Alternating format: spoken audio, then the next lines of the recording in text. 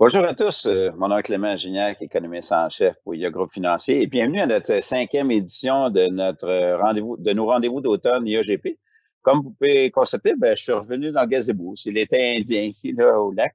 Donc, blague à part, c'est parce qu'ils font des travaux dans la maison. Le budget s'est présenté.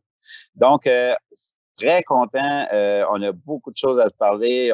Cette semaine, on a la chance d'avoir Jean-Pierre Chevalier, mon collègue gestionnaire portefeuille d'actions américaines, avec tout ce qui se passe aux États-Unis. On a eu la semaine dernière, pour une semaine électorale, la meilleure semaine jamais vue à la bourse depuis 1932, imaginez-vous, lorsque M. Roosevelt a remplacé M. Hoover.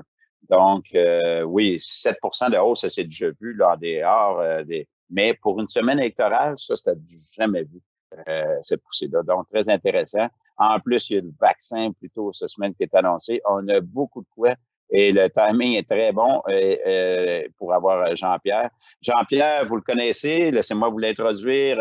Jean-Pierre compte plus de 10 ans d'expérience dans le domaine des placements. Il est avec nous chez IA depuis 2012. Il gère maintenant au-delà de 1,4 milliard d'actifs sous gestion. C'est un passionné de basketball. On l'a eu cet été. Vous le connaissez bien. Donc, sur ça, Jean-Pierre, merci beaucoup d'être avec nous ce matin. Et je vais me permettre, c'est une conversation un peu comme on a fait cet été. Donc, d'intervenir de temps en temps. Et je dis aux gens également, si vous avez des questions pour Jean-Pierre, vous pouvez utiliser la boîte de dialogue et on vise environ une trentaine de minutes. Donc, à toi, Jean-Pierre, et bienvenue encore. Merci Clément. Bonjour tout le monde. Très heureux d'être ici. Merci de l'invitation. Toujours le fun de faire ça avec toi, Clément.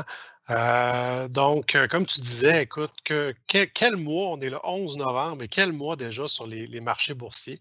Donc, on va parler un peu de ça aujourd'hui. On va parler un peu de performance. Par la suite, on va parler un petit peu d'évaluation. J'ai souvent beaucoup de questions sur les évaluations de marché. Puis on va parler des élections, le vaccin, puis on va terminer, là, on va parler de titres, hein, parce que c'est ce qu'on fait. On fait de la sélection de titres. Donc, on va donner quelques exemples de titres là, qu'on a en portefeuille. Donc, commençons par le rendement des principales catégories d'actifs année à date en 2020 versus certains fonds IA qui sont sous ma gestion ou que je participe à la gestion. Donc, allons-y là, de gauche à droite. Donc, premièrement, l'indice MSCI Europe-Asie, Extrême-Orient, c'est un peu le perdant cette année avec une performance négative. S'ensuit l'indice canadien, le TSX. Le MSCI Monde, un petit peu mieux fait, on tombe en territoire positif. Même chose avec les marchés émergents. Et le fonds IA, Action mondiale Conviction, mes collègues co-gestionnaires avec moi, niveau international, Pierre Chapdelaine, Sevgi Ipek, niveau canadien, Marc Gagnon, ont vraiment fait une bonne job de choisir les titres dans ce fonds-là. Donc, capable d'ajouter de la belle valeur versus l'indice MSCI Monde. Suite à ça, la meilleure bourse cette année, c'est encore une fois le S&P 500. Par contre, c'est dans les obligations qu'on a fait le plus d'argent cette année. Et on termine avec les deux fonds d'actions américaines sous ma gestion, donc le fonds IA Actions américaines, que j'ai pris la relève l'an dernier, et le fonds Innovation thématique qui fait très bien, 17,6 en date du 30 octobre, 23 en date de ce matin. Là, on sait que le mois va très bien jusqu'à date. Donc, c'est ce qu'on a en termes de performance depuis le début de l'année.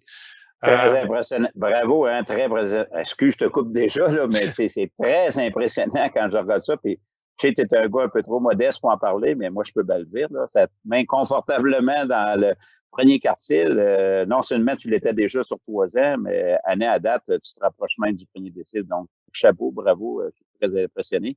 Puis, je vois que le marché descend, que le marché monte, tu tires bien ton épingle du jeu. Donc, le retour à toi. Merci Clément. Écoute, on travaille fort, tu apprécies quand les résultats sont là. Si on poursuit avec les évaluations de marché à la prochaine slide. Donc, beaucoup de questions sur les évaluations de marché. On va décortiquer ça un petit peu, puis je vais me permettre une parenthèse. Donc, élevé sur une base absolue, mais attrayante relativement au taux d'intérêt. On regarde le graphique de gauche, le fameux price earning du S&P 500. Sur une base historique, il est élevé. C'est un fait. Il faut en tenir compte. Par contre, quand on regarde relativement au taux d'intérêt, graphique de droite, on a le taux de dividende du S&P 500 versus le taux de dividende de l'obligation 10 ans américaine. Alors, à ce moment-là, on a une tout autre tableau. À ce moment-là, les actions semblent vraiment attrayantes par rapport aux obligations. Et je me rappelle quand je suis arrivé à l'Industrielle Alliance, il y a un gestionnaire senior qui disait toujours l'argent va quelque part. Hein. L'argent se promène de classe d'actifs en classe d'actifs. Puis nous, on voit vraiment là, que sur une base versus les obligations, les actions restent très attrayantes. Alors, je vais me permettre une parenthèse ici. C'est important de comprendre la relation entre le multiple de marché boursier et les taux des obligations hypothécaires. On a une relation ici qu'on dit non linéaire. Ce que je veux dire par là, c'est que l'impact théorique sur le multiple de marché, OK, augmente plus les taux d'intérêt diminuent. Autrement dit, ce qui importe, c'est le pourcentage de variation des taux d'intérêt sur le multiple de marché. Ce que je veux dire, c'est que si, par exemple, si on prend l'obligation 10 ans, l'impact théorique sur le multiple de marché est le même quand les obligations passent de 10 à 5 que s'ils passent de 2 à 1 OK? Alors, même si le changement absolu n'est pas le même, OK? Le changement en pourcentage, c'est ce qui importe. Donc, quand les taux d'intérêt sont très bas, l'impact sur le multiple de marché peut être très élevé. Bref, les actions sont attrayantes versus les obligations. Et si on regarde les résultats corporatifs, à la slide suivante, on a eu la saison des résultats au travers des élections, donc on en a peut-être un petit peu moins parlé. On a des profits qui surprennent Wall Street de façon historique. Donc, vous savez comment que ça fonctionne, hein? Il y a une armée d'analystes qui suivent chaque compagnie, chaque action dans le S&P 500. Ils parlent au management, ils vont de leurs prédictions par rapport au profit par action. Eh bien, ces prédictions-là ont sous-estimé la réalité de près de 19 au cours du dernier trimestre et c'était 23 au cours du deuxième trimestre 2020. Pourquoi? La raison, c'est que les entreprises surperforment au niveau des marges bénéficiaires. Donc, quand on regarde les revenus, il n'y a pas une si grande différence que ça avec les prévisions des analystes. C'est vraiment au niveau des marges. Et une des raisons, c'est que les gens ont sous-estimé l'adaptation des compagnies dans leur structure de coûts.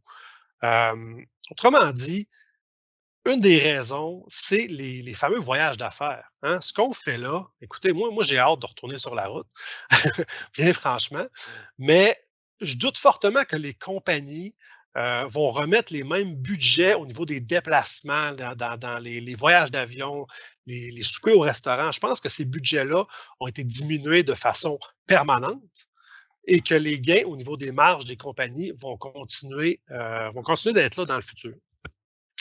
Donc, on est très positif là, au niveau des surprises, au niveau des profits dans les prochaines années. Intéressant. Écoute, en passant, toi, tu as hâte de retourner en voyage et de sortir. Moi, sais-tu, je suis assez bien, là, le télétravail. Là. Franchement, là, je commence à y prendre goût. Non, plus sérieusement, intéressant. Et c'est passé beaucoup de choses hein, depuis 2 semaines. Qui aurait pensé, si le temps me permet, de parler un peu des élections, parce que j'ai jamais pensé que on aurait pu voir une poussée de la bourse autant que ça, surtout dans un contexte que même le président actuel n'a même pas encore admis sa défaite. Mais peux-tu nous expliquer ça? Qu'est-ce qui se passe? Oui, les profits sont là, tu as bien raison, mais à quelque part, je pense que on a aussi une réaction que, quoi, c'est-tu le nirvana là, qui se passe avec qu'est-ce qui se passe à Washington? C'est une chance de nous parler un peu de ça. Oui, bien sûr, super bonne question. Donc, les élections étaient attendues de pied ferme par Wall Street, si on peut dire. Donc, les attentes étaient quand même que Biden allait gagner la présidence. On sait que les marges ont été plus faibles que les sondages, encore une fois. Mais si on regarde à la slide suivante, la raison pourquoi le marché boursier a vraiment bien performé, c'est qu'on se retrouve avec une situation de gridlock. Excusez mon anglicisme, mais une situation où on a une présidence démocrate et potentiellement un Sénat républicain, ce qui historiquement est très positif pour les actions US. Par contre, je vais mettre un bémol. Le Sénat républicain, ce n'est pas encore certain à 100 en ce moment, 50 à 48 les sièges au Sénat en faveur des républicains. Il y a 2 élections en Georgie qui vont aller dans un deuxième tour. Donc, les candidats ont besoin de plus de 50 de la majorité. Ce deuxième tour-là va être au début janvier. Par contre, la probabilité que les démocrates gagnent ces 2 sièges-là sont relativement minces. Alors, je mets un bémol, ce n'est pas une certitude, mais quand même, le scénario avec la plus grande probabilité en ce moment, c'est que le Sénat soit républicain. Dans une division comme ça, démocrate-républicain, c'est très difficile pour le président en place de mettre son agenda législatif en place. Les changements législatifs, ça veut dire de l'incertitude. Le marché boursier n'aime pas ça. Dans ce cas-ci, M. Biden, ça va être très difficile pour lui de mettre en place certains éléments de son plan. Par exemple, la hausse des impôts au niveau corporatif, hausse des impôts au niveau des gains en capitaux, réforme du secteur de la santé, un plan fiscal, un stimulus de près de 2 trillions de dollars. Ça va être très difficile à passer. On s'attend à ce que ce soit beaucoup plus petit que ça et des enquêtes beaucoup plus approfondies sur les géants de la technologie. Donc, tous ces éléments-là, il va devoir faire des choix. Ça va être très difficile de passer l'ensemble de sa plateforme, ce qui est accueilli vraiment positivement par Wall Street. Et dans le tableau, vous voyez que historiquement, dans les 30 dernières années, le marché américain fait très bien dans ce genre d'environnement. Alors, pour les élections, on va attendre janvier, mais on pense vraiment là, que le scénario, le pire scénario est mis de côté pour l'instant. Si on ramène ça au secteur boursier, vraiment, qu'est-ce que ça veut dire à l'intérieur du marché américain? On voit des opportunités dans le secteur de la santé à court et à moyen terme. Je parlais que M. Biden avait dans son plan certaines réformes au niveau du système de la santé. Ça va être très difficile pour lui de mettre ça en place. Jumelé à un escompte historique du secteur de la santé par rapport au S&P 500, qu'on voit ici dans le graphique de gauche. Donc, on va vraiment, à court terme, pour la prochaine année, l'argent revenir dans ce secteur-là. Si vous regardez mon graphique, on voit un peu que la même chose s'était produite suivant 2016. La même chose s'était produite également en 2012. Donc, quand on met ces risques-là de côté, ce secteur-là a tendance à bien performer. Et ceux qui m'ont vu présenter dans le passé savent qu'à long terme, quand on lit plusieurs futurologues, le consensus, c'est qu'on entre dans l'ère vraiment des biotechnologies, très positif sur ce qui se passe en ce moment par rapport à la révolution génomique, la robotique au niveau de l'équipement médical, l'adoption de la connectivité par rapport à la télémédecine, les applications d'intelligence artificielle au niveau pour sauver des coûts au niveau du système de la santé. Donc, on voit vraiment un alignement de facteurs positifs, de catalystes, qui fait qu'autant à court terme qu'à long terme, on voit vraiment des opportunités intéressantes dans le secteur de la santé. Intéressant. Écoute, pendant le secteur de la santé, grosse nouvelle en début de semaine. On peut-tu vraiment rêver? Peux-tu nous parler un petit peu de ça? Le taux d'efficacité de 90, moi, je connais rien là-dedans, mais de ce que je pouvais lire, ça avait l'air bien impressionnant. Donc, peut-être de parler un peu de cette fameuse annonce de vaccin en début de semaine. Oui, comme tu dis, Clément, annonce majeure, game changer, qu'on peut dire en anglais. Un taux d'efficacité à 90 pour le vaccin technologie mRNA de Pfizer et BioNTech. Donc, un vaccin hautement efficace à l'horizon. On s'attendait, le consensus était qu'en haut de 60 ça allait être une annonce vraiment positive. Donc, vous convenez comme moi qu'à 90 on a vraiment excédé toutes les attentes à ce niveau-là. Donc, ce qui est important de comprendre, c'est que à 90 si on vaccine 70 des gens, eh bien, c'est terminé. On a une immunité de masse. L'immunité de masse, selon le consensus médical, autour de 60 peut-être un peu plus haut, 60 ou 65 Si on vaccine 70 des gens, c'est terminé. Quand on fait des sondages, quel pourcentage de la population est prêt à se faire vacciner? On est plus autour de 60 Mais ce qui importe vraiment, c'est que le fameux R0 tombe en bas de 1. Le R0, c'est le nombre de personnes contaminées par une personne qui est déjà contaminé. Donc, combien de personnes vont être infectées par quelqu'un qui a le COVID? Euh, Tant aussi longtemps que c'est supérieur à 1, la pandémie se poursuit et s'expand de façon exponentielle. Quand on passe en dessous de 1, ça va mourir d'elle-même éventuellement. Donc, qu'on vaccine 40, 30, 40, 50 c'est très positif là, pour une résolution de la pandémie en 2021-2022. Donc, c'est ça, là, j'essaie de comprendre ton graphique. C'est parce que c'est pas tout le monde qui se fait vacciner, mais le fait que son taux d'efficacité est de 90 je comprends bien ton explication, ça t'amène ton fameux R0 en bas de 1 et c'est ça qui est magique, c'est ça? C'est bien ça? Effectivement, OK. effectivement, parce qu'on avait des craintes par rapport quand on fait ces sondages-là, puis on demande aux gens, «Êtes-vous prêts à prendre le vaccin?» On réussissait pas vraiment à dépasser ce 60 là. Donc avec un vaccin seulement efficace à 40-50, ça aurait été un problème. Mais là, à 90, comme j'expliquais, même si seulement la moitié des gens veulent se faire C'est ça. vacciner, c'est assez Mmh. efficace pour régler le problème. OK. C'est bien expliqué, je comprends beaucoup mieux, là. C'est pourquoi que le monde est aussi excité, Ouais. à cause qu'il faut tenir compte que c'est pas tout le monde qui se fait vacciner. Puis là, avec ça, là, heu, OK, hey, c'est bon, je te laisse continuer. Effectivement. Donc, là, ce qui est à surveiller, il y a d'autres compagnies, évidemment, qui s'en viennent. Moderna, on a même une date, le 25 novembre, mettez ça à votre calendrier. Ils vont annoncer probablement annoncer les résultats de leur phase 3. D'ici la fin de l'année, AstraZeneca et début 2021, Johnson Johnson et Novavax. Donc, il va y avoir plus d'un vaccin. Espérons, espérons. Donc, avec plusieurs vaccins, ça donne plusieurs cartouches là, pour aller à la guerre contre la pandémie. Donc, on s'attend à une suite de nouvelles positives là, par rapport au vaccin dans les prochains mois. Et si on continue, donc évidemment, tout ça est très positif, mais il reste quelques facteurs de risque à surveiller. On parlait de COVID-19, il y a une deuxième vague en ce moment, et je vais être franc avec vous, les chiffres qu'on voit depuis les 2 dernières semaines sont pas très réconfortants. On voit plusieurs endroits aux États-Unis, en Europe, où les capacités des hôpitaux commencent à être étirées, on commence à dépasser ces capacités-là, ce qui amène des problèmes. Donc, ça va être à surveiller. On pourra avoir un hiver relativement sombre avant, si on veut, l'arrivée du vaccin à grande échelle, un peu plus tard en 2021. Donc, la guerre n'est pas finie, je peux me permettre l'expression. Les prochains mois vont être difficiles. Par rapport au marché boursier, ça peut amener quelques soubresauts, mais le marché regarde en avant.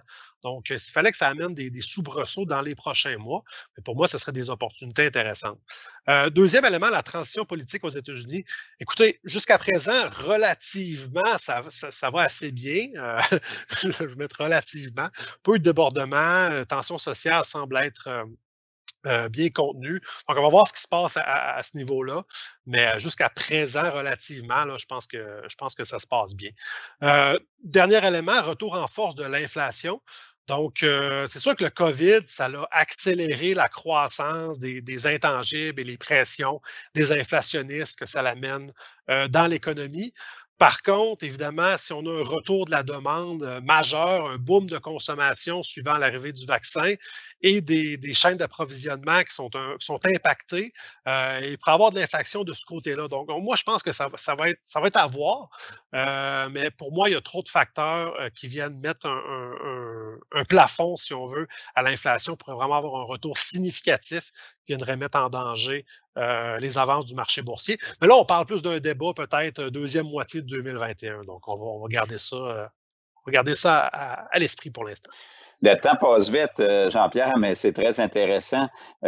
Curieux peut-être de parler un peu de ton fonds, ton style de gestion, comment ça se présente? Peut-être un petit mot avant d'aller aux questions? Oui, tout à fait. Écoute, un fonds d'innovation thématique, donc une stratégie diversifiée. Donc, rappeler rapidement, là, on a autour de 90 positions, ce qui nous permet d'avoir un focus sur la gestion de risque. La taille des positions est très importante pour nous. Toutes les propositions haut risque, haut rendement, vous les verrez peut-être pas dans le top 10 des positions. Par contre, vous allez les voir dans le top 10 des contributeurs en termes de valeur ajoutée, en termes d'alpha. Donc, c'est ce qui nous permet vraiment d'avoir une gestion de risque, un fonds à profil de risque moyen, puis de performer premier quartile dans une année comme on a en ce moment. Donc, on focus vraiment sur notre moyenne au bâton. Puis, je vais illustrer, on présente souvent l'allocation, comme sur la slide présente. À la prochaine slide, je voulais présenter la performance des titres dans chacun des secteurs versus la performance des titres du S&P 500. Comme vous voyez, l'allocation, ça ne donne pas toute l'histoire, hein. Ce qui est important, c'est vraiment quelle est la performance de la sélection des titres que l'on fait. Donc, par exemple, dans le secteur des services publics, surperformance majeure, donc un secteur qui est généralement considéré comme défensif. Nous, on a su tirer notre épingle du jeu en ajoutant des compagnies exposées aux énergies renouvelables qui ont très bien fait cette année. Même chose là, dans les consommations discrétionnaires. C'est un secteur qui a bien fait, mais nous, c'est notre secteur numéro 1 cette année. Donc, encore une fois, il faut faire attention. On met beaucoup de temps sur la sélection de titres. En fait, cette année, on a 6 titres qui ont un rendement de 100% et plus dans le fond. OK? Puis je peux peut-être donner quelques exemples de ces titres-là. Sur ces 6 titres, juste vous donner, il y en a 3 qui sont dans le secteur de la santé, 2 dans la consommation discrétionnaire, puis 1 en technologie.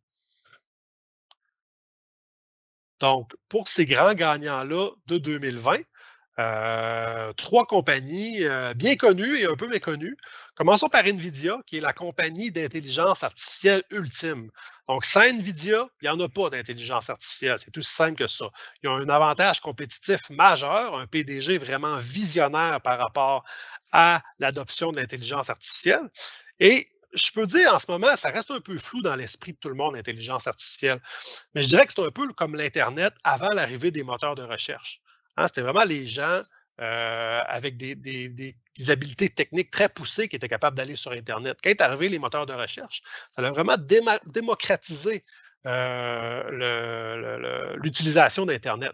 Eh bien, cette année, il est arrivé ce qu'on appelle un modèle pré-entraîné, donc GPT-3, Generalized Pre-trained Model, qui fait exactement ça, qui permet aux gens de bâtir des applications d'intelligence artificielle sans avoir des connaissances poussées.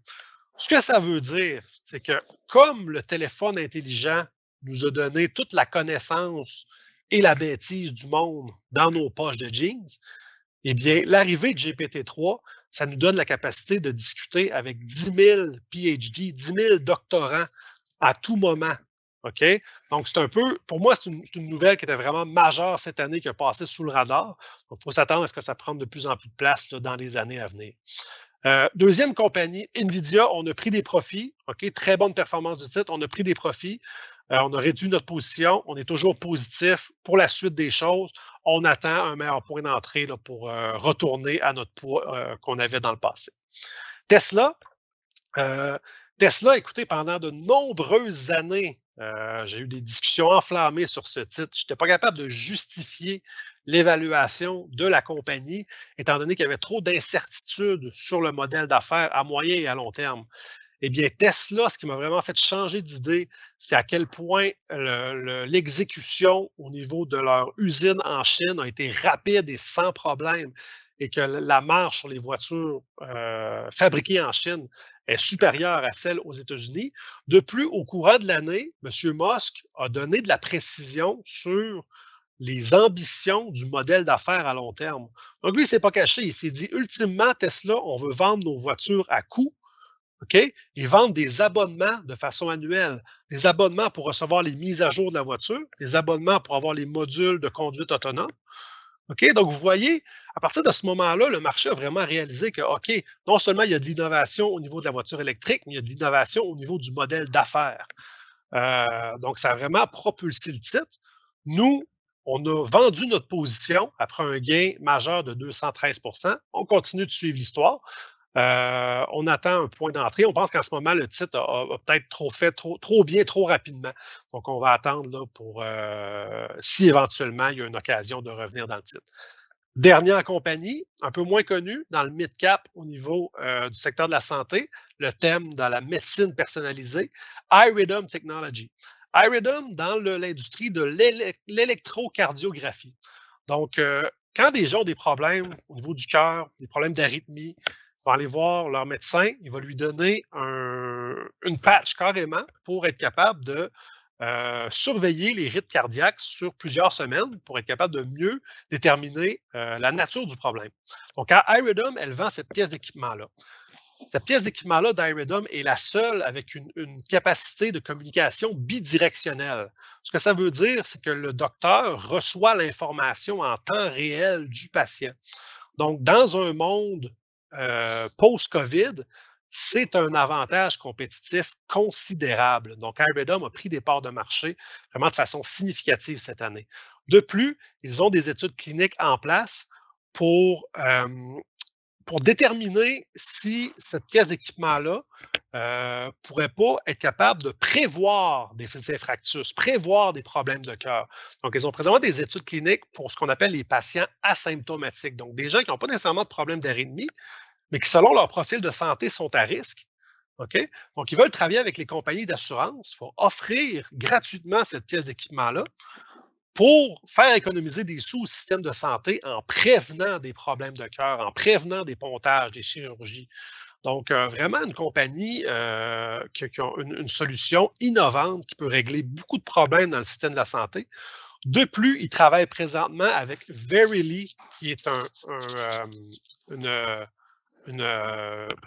subsidiary, une filiale de Google pour le design de leur prochaine famille de produits.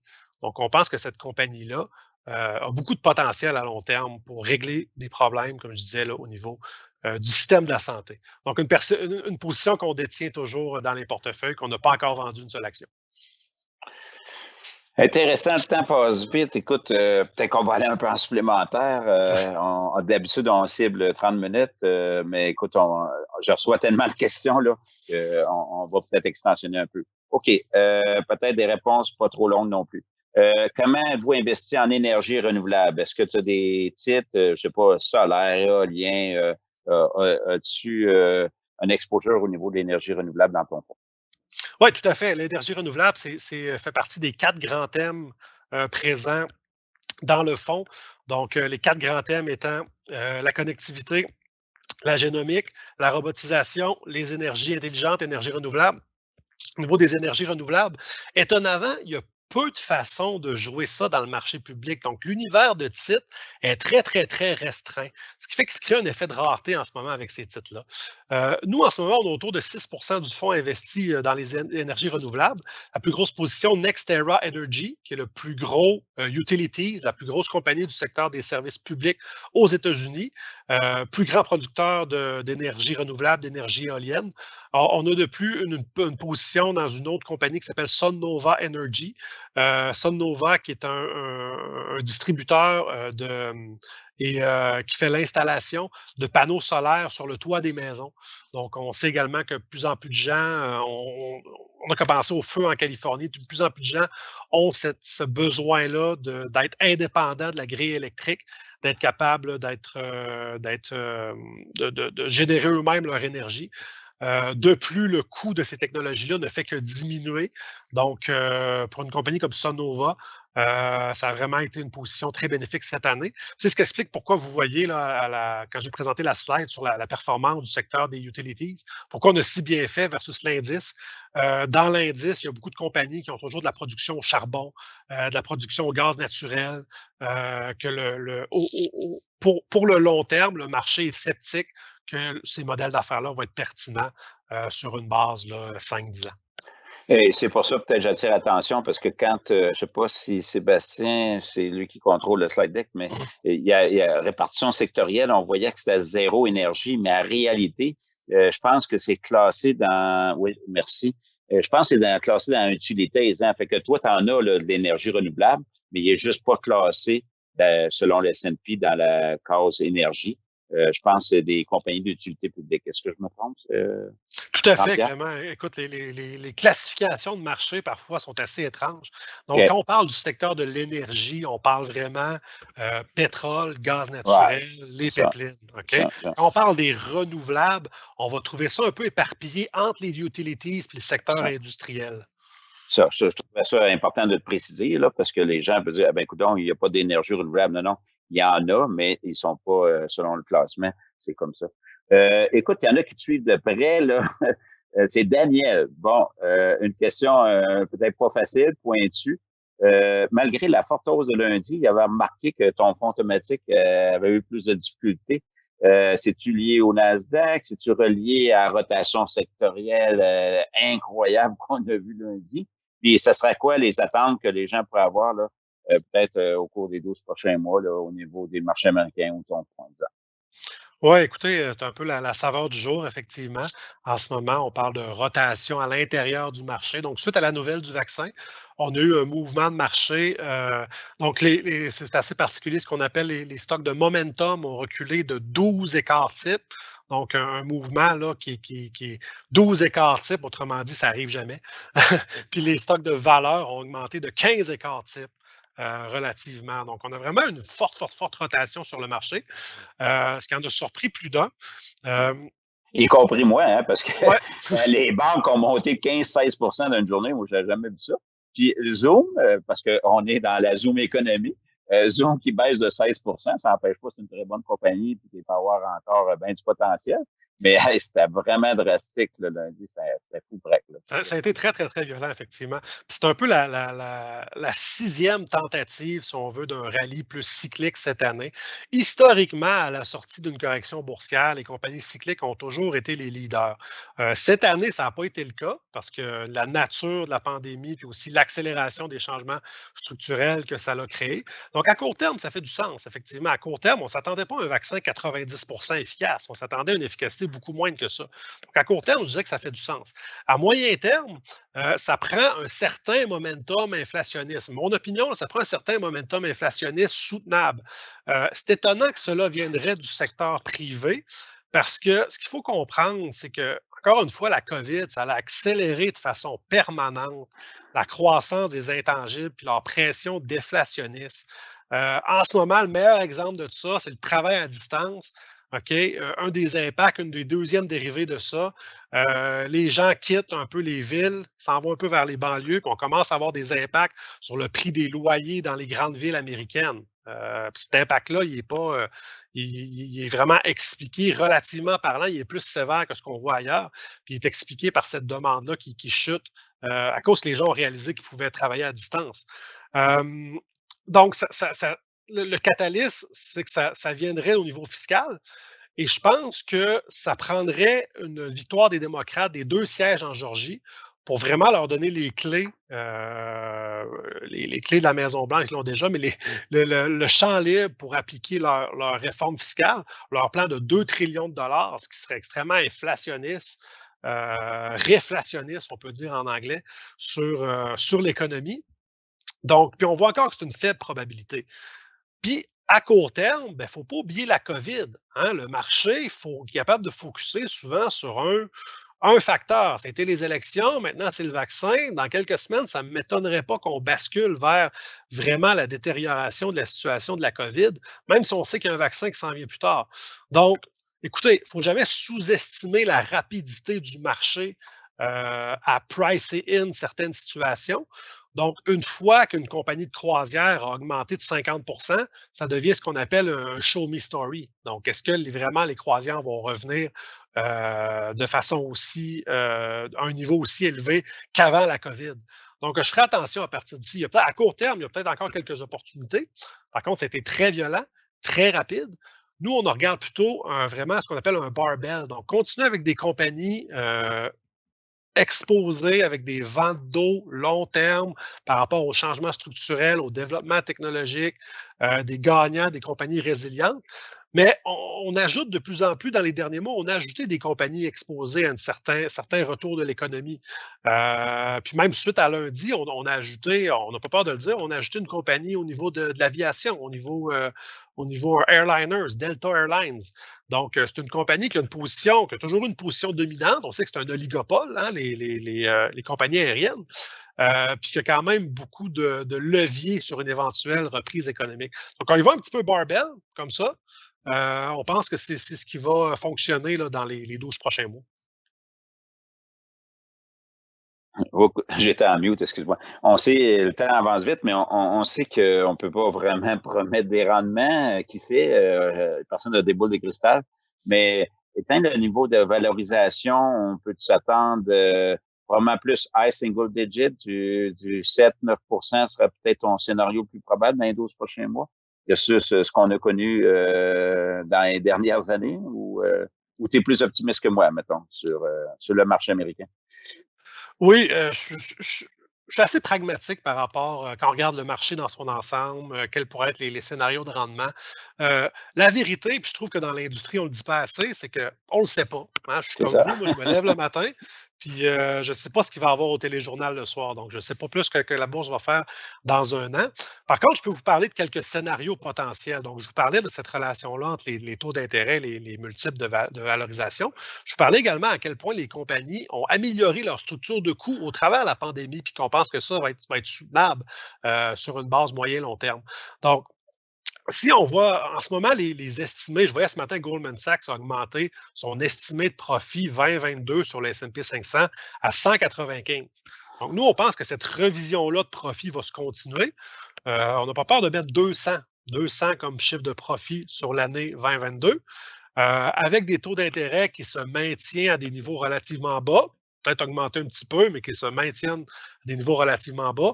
On peut mettre un multiple de 20 sur ce 200-là, ce qui nous amène à 4 000 dans 12 mois. Donc, à 4 000, rendement de 12-13 en ce moment. Donc, c'est un scénario potentiel. Donc, un autre scénario encore plus positif serait que le multiple prenne de l'expansion parce que les taux d'intérêt ne sont pas capables d'augmenter du tout. Malgré une certaine reprise économique. Donc, ça voudrait dire une politique monétaire vraiment plus accommodante, qui reste accommodante pour beaucoup plus longtemps qu'on pense. À ce moment-là, on peut s'amuser avec les multiples, mettre ça un peu plus élevé. Un scénario négatif serait vraiment là que j'ai énuméré quelques facteurs de risque. Donc, on peut travailler avec certains scénarios, mais je pense que le scénario de base que j'ai énoncé est quelque chose là, de relativement réaliste pour les 12 prochains mois. Intéressant. Écoute, peut-être en terminant, ben, premièrement, il y a la question de Guy Claveau, mais Guy, la question que tu poses sur la pondération Canada, US, Europe, reste du monde, c'est des choses qu'on va aborder lorsqu'on va avoir Sébastien McMahon, qui gère également les fonds de sélection, mon partenaire, qu'on va aborder le côté asset mix là, au niveau international, puisque notre invité Jean-Pierre se concentre sur des mandats américains. Donc, partie remise. Une dernière question, donc, qui vient, est-ce que vous envisagez d'investir dans l'or numérique, entre guillemets, Bitcoin, ou d'investir dans les compagnies qui gravitent autour de l'écosystème du Bitcoin? En fait, moi, tu peux y aller directement à ces questions-là, ou je pourrais élargir un peu. Maintenant, c'est de plus en plus au niveau des méthodes de paiement, des modes de paiement qui changent, etc. Tu as un thème là, qui est important dans ton fonds? Puis ça va être la dernière question. Oui, bien évidemment, moi, je gère des fonds d'actions américaines, donc je n'achète pas de Bitcoin comme je n'achète pas d'obligations, comme je n'achète pas d'or, comme vous voyez. Donc, c'est vraiment des fonds d'exposition d'actions américaines. Par rapport aux compagnies qui ont une exposition vraiment au Bitcoin, il y en a relativement très peu. Je parlais d'NVIDIA, une très petite partie de leur business, des cartes graphiques qui sont utilisées là, pour le minage de Bitcoin.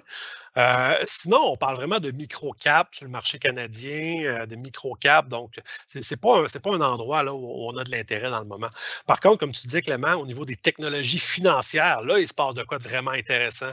Vraiment, ce qu'on appelle là, les portefeuilles virtuels, les compagnies comme PayPal qu'on a en portefeuille, qui Exactement, ouais.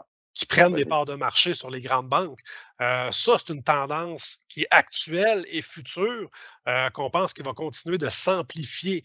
Donc, encore une fois, on parlait du performance des cycliques dernièrement. Ce qu'il faut comprendre, c'est que les cycliques également, dans les dernières années, ont vu leur valorisation sont de plus en plus à escompte parce que le marché n'est pas fou. Le marché voit qu'il y a des problèmes sur la pertinence des modèles d'affaires, que ce soit en énergie, que ce soit en finance, que ce soit dans certains secteurs de l'immobilier. Le marché a un questionnement sur vraiment est-ce que ces modèles d'affaires-là vont être encore pertinents dans les 5 à 10 prochaines années. Donc, ça peut répondre à la question, mais il se passe beaucoup de choses intéressantes dans les technologies financières, effectivement. En effet, beaucoup de choses intéressantes. Puis un webinaire fort intéressant avec toi à chaque fois, Jean-Pierre. On apprend, puis je répète, on avait un très bon timing cette semaine, surtout avec tout ce qu'on a vu dans les 2 dernières semaines. Imagine-toi, les élections américaines et le vaccin. Je te remercie beaucoup, Jean-Pierre, de t'être rendu disponible, d'être aussi transparent pour nous expliquer comment que tu fonctionnes. Donc, merci à toi. Merci Clément, merci de l'invitation encore. Et pour ceux nos fidèles qui nous suivent, ben, c'est un rendez-vous pour la semaine prochaine, mercredi prochain, même heure. On va avoir Jean-Pierre Denisot. Jean-Pierre, qui est le gestionnaire au niveau des obligations corporatives. Les écarts de crédit se sont tellement resserrés, il reste encore du potentiel, ou c'est peut-être le temps de prendre des profits, je ne sais pas. En tout cas, j'ai bien hâte d'attendre parler Jean-Pierre. Donc, merci à tous. Je répète que pour ceux qui se seraient joints un peu plus tard, que le tout est enregistré et disponible sur le site web de IA Économie. Donc, est disponible aussi sur Facebook et LinkedIn que vous pouvez partager avec vos clients. Donc, je vous souhaite une très belle journée et une bonne semaine. Merci.